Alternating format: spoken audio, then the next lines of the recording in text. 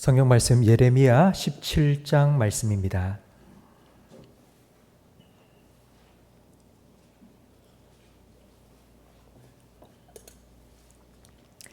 예레미야 17장 5절부터 8절까지 우리 한 절씩 교독하겠습니다. 여호와께서 이와 같이 말씀하시니라. 무릇 사람을 믿으며 육신으로 그의 힘을 삼고 마음이 여호와에게서 떠난 그 사람은 저주를 받을 것이라.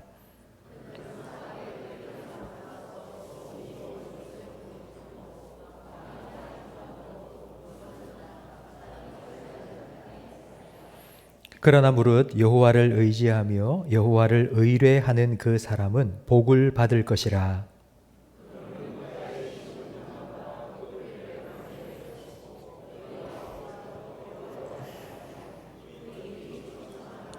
가무는 해도 걱정이 없고 결실이 그치지 아니함 같으리라. 아멘.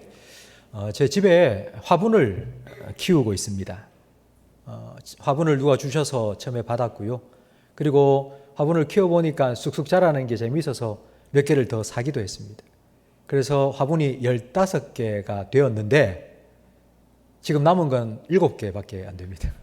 그럼 나머지 8개는 어떻게 됐을까요? 죽었습니다.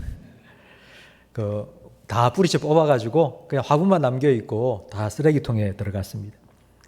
베란다에 햇빛도 참 잘 들고 그리고 또 환기도 잘 되고 때를 따라서 잎사귀도 이렇게 좀 닦아주고 그렇게 영양제도 또 주기도 하고 그런데 자꾸 죽더라고요. 근데 죽는 시기가 딱 정해져 있는데 겨울이 딱 지나면 죽더라고요. 근데 왜 그런가 보니 제가 이렇게 인터넷 찾아보니까요. 그 화분에 심겨져 있는 식물은 화분의 흙이 좀 얕고 좀 작기 때문에 추울 때 뿌리가 얼어서 죽는답니다. 잎이 얼고 그렇지는 않은데 뿌리가 얼어서 죽는 것입니다. 토양은 식물이 자라는 데 아주 중요합니다. 예수님께서 씨 뿌리는 비유를 하셨습니다. 씨 뿌리는 비유에 길가밭도 있고 길가도 있고요. 가시떨기밭도 있고 돌밭도 있고 그리고 좋은 밭도 있죠. 근데 어디 심기어졌느냐에 따라서 그 식물이 열매를 맺느냐 못 맺느냐 정도가 아니라 이 식물이 사느냐 죽느냐가 달려 있습니다. 성경에 보면 우리 인생을 나무로 비유하는 말씀이 많이 나와 있습니다. 그 중에 대표적인 말씀이 바로 이사야 5장에 나오는 포도원의 노래입니다. 우리 이사야 5장 1절 말씀을 함께 화면을 보면서 함께 읽어보겠습니다. 내가 사랑하는 자에게 포도원이 있으며 심히 기름진 사내로다. 땅을 파서 돌을 제하고 극상품 포도나무를 심었도다. 그 중에 망대를 세웠고 또 그 안에 술틀을 팠도다. 좋은 포도 맺기를 바랐더니 들포도를 맺었도다. 농부가 땅을 개간했습니다. 돌을 다 드러내고 좋은 밭으로 만들어서 거기에 포도를 심었습니다. 이건 하나님께서 가나안 땅에 있던 이방 족속들, 우상 숭배하는 죄악 가운데 있던 이방인들을 다 쫓아내시고 돌을 골라내듯이 다 골라내시고 출애굽시킨 이스라엘 백성을, 하나님 백성을 그 땅에 심으신 것에 대한 비유입니다. 하나님께서는 이스라엘 백성을 좋은 포도나무로 심었습니다. 그래서 좋은 열매가 맺히길 기대하셨습니다. 그런데 좋은 나무를 심었는데 좋은 나무에 좋은 열매가 맺히지 않고 들포도가 맺힌 것입니다. 하나님께서는 한탄하시면서 이사야 5장에 포도원의 노래를 부르신 겁니다. 오늘 본문에도 좋은 땅에 나무를 심었는데 그런데 그 나무가 두 종류의 나무로 갈렸습니다. 사막의 떨기나무가 있고요. 그리고 물가에 심겨진 아주 푸른 나무도 있습니다. 하나님께서 나무를 심으셨는데 어떻게 사막의 떨기나무로 심으셨겠습니까? 하나님께서 사막에 심었기 때문에 사막의 떨기나무가 된 것이 아닙니다. 우리가 앞서 살펴본 이사야 5장의 포도원의 포도나무 노래처럼 하나님께서 참 좋은 밭을 만들고 아주 극상품 포도나무로 심었는데 그런데 이게 사막의 떨기나무가 된 겁니다. 왜 사막의 떨기나무가 된 걸까요? 좋은 나무를 심었는데 그 이유는 오늘 본문 5절 말씀에 나온 것처럼 사람을 믿고 자기의 육신을 의지하며 살았기 때문입니다. 사람의 마음은 사람의 뿌리입니다. 사람의 마음이 무엇을 의지한다는 건 그 사람의 뿌리가 어디에 박혀 있느냐는 문제입니다. 하나님께 뿌리 내리고 살아야 되는데 하나님이 아니라 사람을 의지하고 사니 조그만한 화분에 심긴 식물처럼 하루 이틀 물 안 주면 말라버리고 조금만 추웠다 하면 뿌리까지 얼어버리는 그와 같은 사람이 됩니다. 그래서 성경은 우리에게 사람을 믿지 말라고 말합니다. 사람을 믿지 말라는 말은 사람의 도움을 받지 말라는 뜻은 아닙니다. 살아가면서 우리는 다른 사람의 도움을 받고 살아야 됩니다. 서로 돕고 도와주며 살아야 합니다. 하나님께서 사람을 창조하셨을 때 제일 처음 사람을 딱 만드신 아담을 보니 돕는 배필이 필요했습니다. 돕는 배필이 필요하다는 건 그만큼 연약하고 부족한 사람으로 보인 거죠. 우리는 태어나서부터 이제 청년이 되고 독립하기 전까지 부모님의 도움을 받고 살아갑니다. 그러니까 다른 사람의 도움이 없이는 우리는 사실 혼자서 살 수는 없습니다. 그런데 문제는요, 도움을 받다가 어느 한 사람의 도움을 자꾸 의지하게 되는 겁니다. 저 사람한테 찾아가면 내 문제가 해결될 것 같아. 그래서 사람을 의지하게 됩니다. 그래서 문제가 생길 때마다 그 사람에게 찾아가서 좀 도와달라고. 그러면 사람에게 매입니다. 그 사람에게 매입니다. 이걸 우리는 그 사람을 의존한다고 표현하기도 하고요. 그리고 그 사람에게 종속된다고도 표현합니다. 어느 한 시골 마을에 살던 수잔이라는 아가씨가 이제 큰 대도시로 이사를 갔습니다. 시골 도시에서는 고속도로도 없고 그냥 자기 혼자 차를 운전하고 다니기에 아무 문제가 없었습니다. 그런데 대도시로 이사를 오니 얼마나 차가 많고 차가 싱싱 달리는지 도저히 운전할 엄두가 나지 않는 겁니다. 그래서 자기 옆집에 사는 존이라는 한 청년이 있었는데, 남자가 있었는데 좀 처음에가 부탁을 한 겁니다. 지금 나는 차가 있고 운전을 할 수 있는데 너무 도시에서는 무서워서 운전을 못 하겠습니다. 좀 태워달라고 부탁을 했습니다.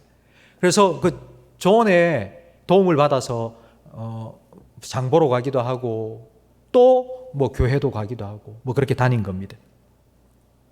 그러다 보니 도시에서 산 지가 1년이 되었는데도 자기 혼자 운전을 못 하는 거예요. 뭔 일만 있으면 옆집에 가서 그래서 하루는 용기를 내서 존, 이제 운전 안 해줘도 돼. 내가 운전할게. 내가 한번 해볼게. 그러니까 존이라는 사람이 하는 말이, 그 존이라는 옆집 청년이, 남자 청년이 하는 말이, 안 돼! 수잔!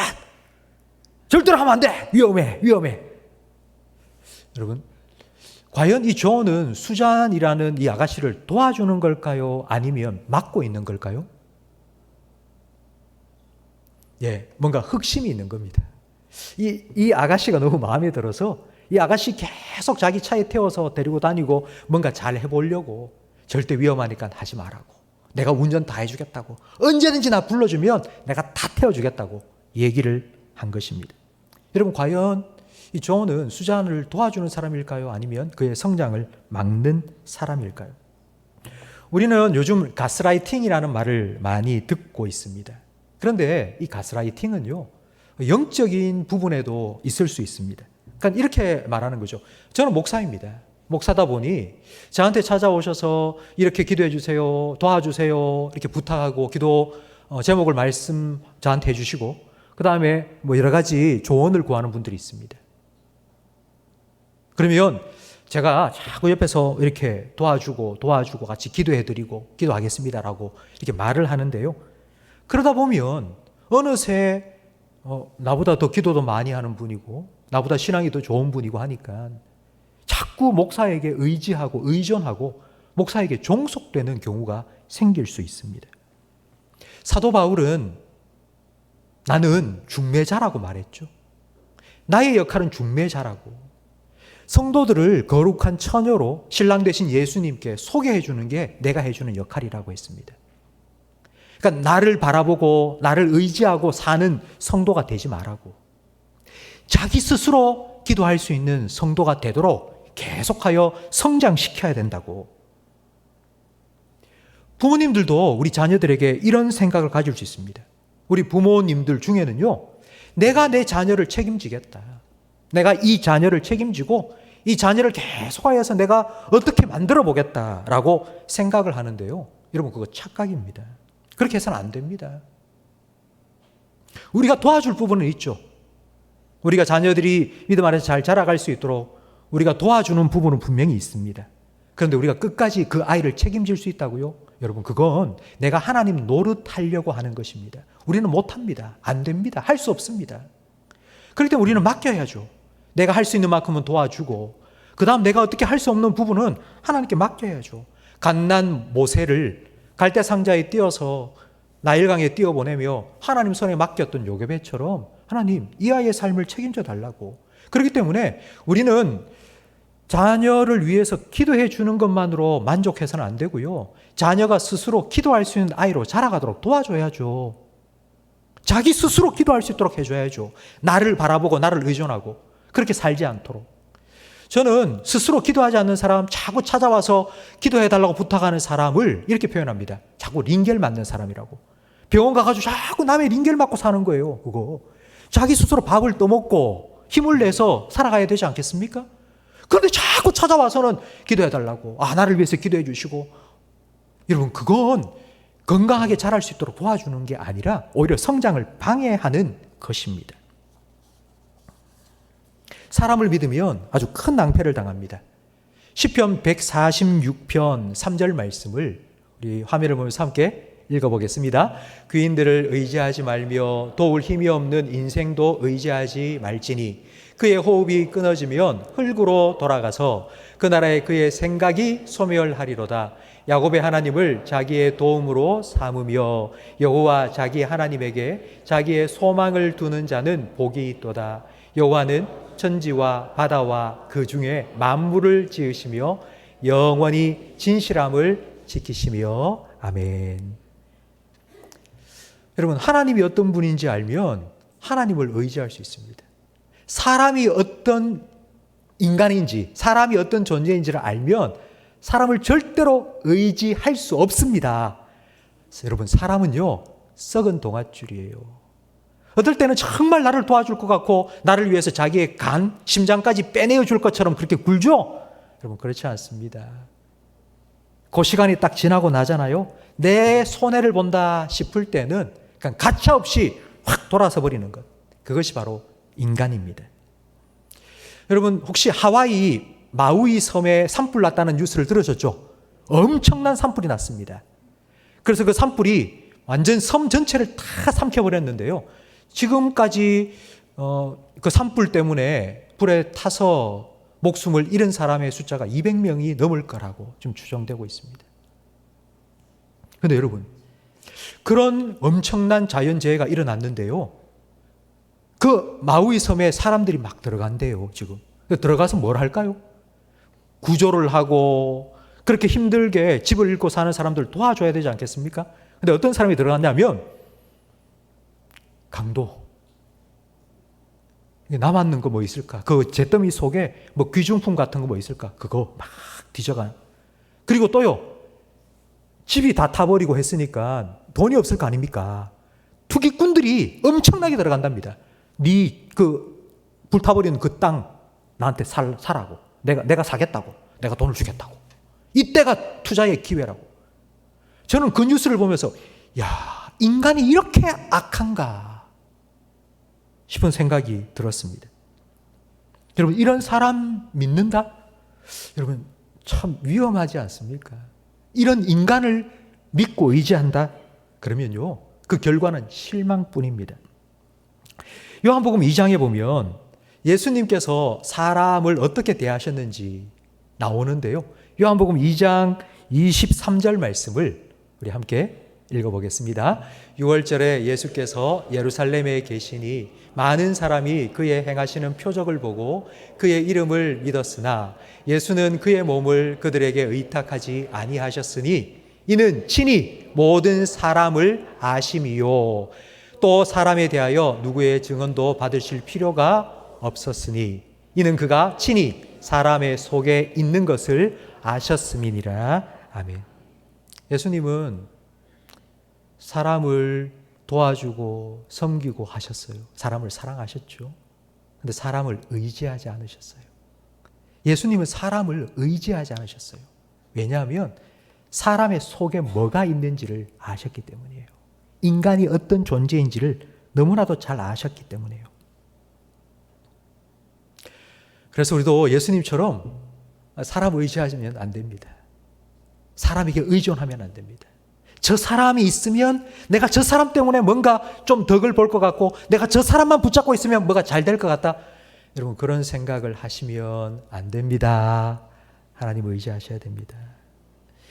사람을 믿고 사람을 의지하는 자는 그 마음이 하나님에게서 떠난 사람이라고 5절 마지막에 말씀하고 있습니다.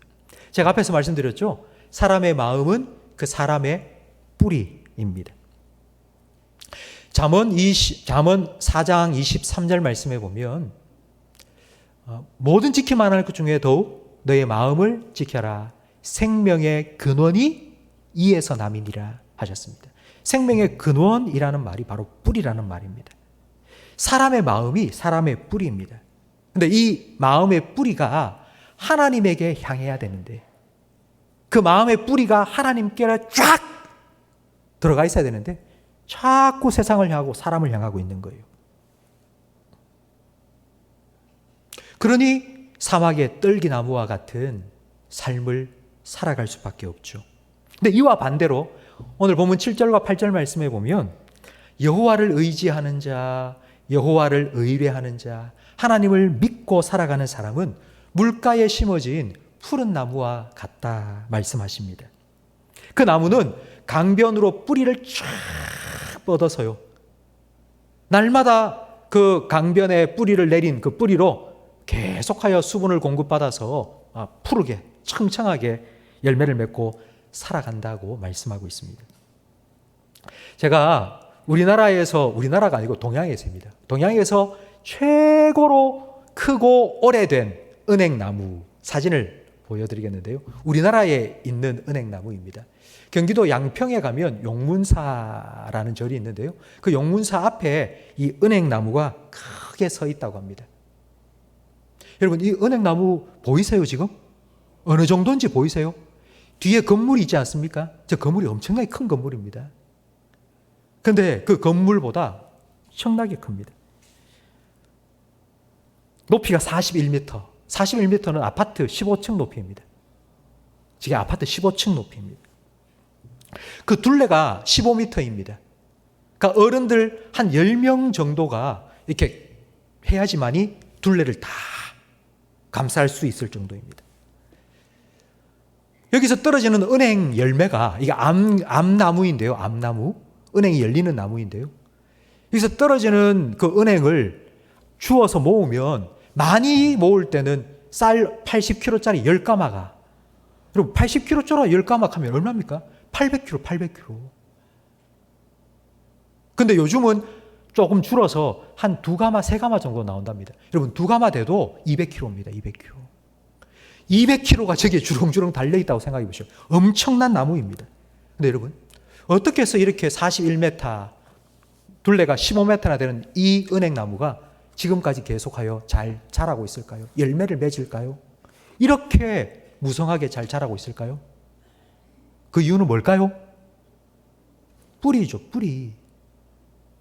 뿌리가 수십 메타가 내려가서 저 밑에 흐르는 개울까지 그 뿌리가 다 있는 거예요. 뿌리가 뻗은 그 거리가 거의 100m가 넘는 거예요. 이 나무는 지금 수령이 1100년이 넘었다고 합니다.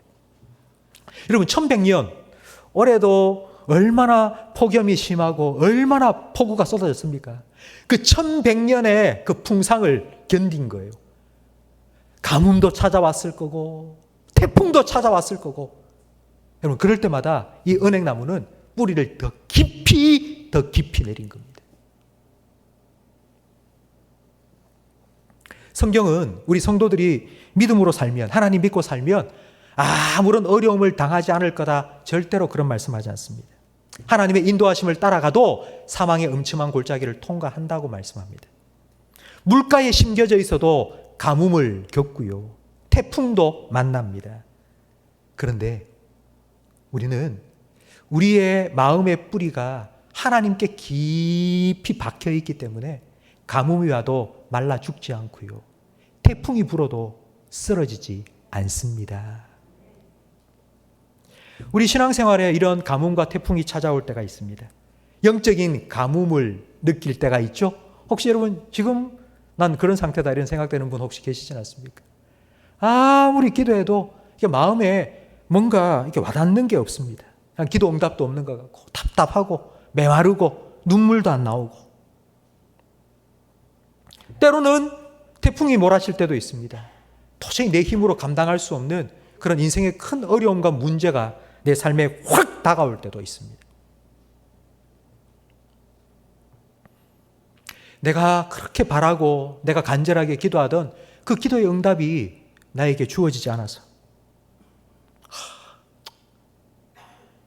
실망하고 낙심하고, 그만 믿을까? 여러분, 이렇게 여러분의 믿음의 뿌리를 그냥 쑥 뽑아버리지 마시고, 그럴 때 더 가뭄이 찾아올 때에 더 하나님 앞에 여러분 무릎을 꿇으시고, 여러분의 기도의 뿌리가, 여러분의 마음의 뿌리가 하나님께 더 깊이 박힐 수 있기를 주님의 이름으로 축복합니다. 우리는 이미 우리의 마음의 뿌리를 하나님께 내린 사람들입니다. 여러분 다 그렇습니다. 그런데 저는 여러분 더 축복하고 싶습니다. 여러분, 하나님께 여러분의 마음의 뿌리를 내리고 계시지만요, 저는 여러분의 그 마음의 뿌리가 하나님께 더 깊이 뿌리 내리기를 축원합니다. 제가 앞에서 보여드렸던 그 은행나무처럼 그 천백년의 풍상을 다 견뎌내면서 더 뿌리를 깊이 내리고 그렇게 우람하게 자란 그런 나무와 같은 신앙의 믿음의 거목돌이 되시기를 주님의 이름으로 축원합니다. 하나님께 마음의 뿌리를 더 깊이 내린다. 그게 과연 무슨 의미일까요? 에베소서 3장 17절 말씀을 우리 함께 읽어보겠습니다.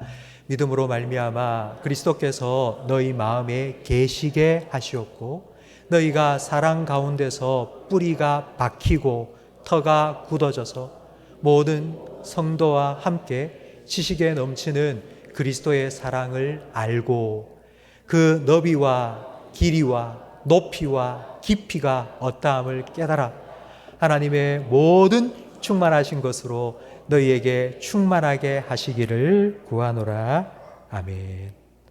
여러분 한번 상상해 보십시오. 여러분의 영혼의 뿌리가 하나님께로 깊이 내려 있다. 그 하나님의 사랑에, 그 하나님이라는 그 하나님의 은혜 가운데 그 너비와 길이와 높이와 깊이 그 안에 푹 영혼이 잠겨서 그 하나님의 은혜를, 하나님의 능력을, 하나님의 사랑을 쭉쭉 빨아들이면서 앞에서 보여드린 그 은행나무처럼요 41m가 자라도록 그렇게 자라가는 여러분의 삶을 한번 상상해 보시기 바랍니다.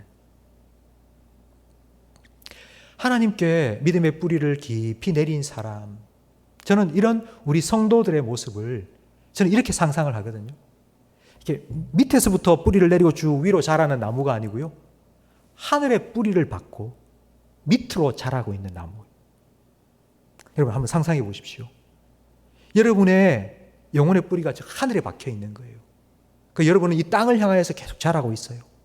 여러분의 가지가 이렇게 마치 빗자루를 탁 세워놓은 것처럼 축축 처진 거예요. 이렇게 땅을 향하여서 무성하게 축축 처져 있는데 지나가는 사람들이 그렇게 주렁주렁 맺혀 있는 열매를 뚝뚝 따서 먹고 그 그늘 안에 들어가서 쉬고,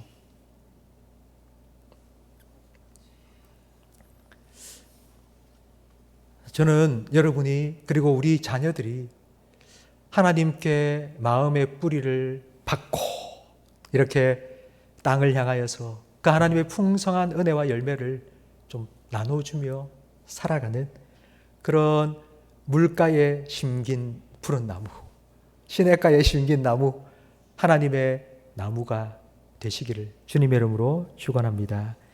여러분, 폭염이 찾아올 때도 있을 겁니다. 가뭄이 찾아올 때도 있을 거고요.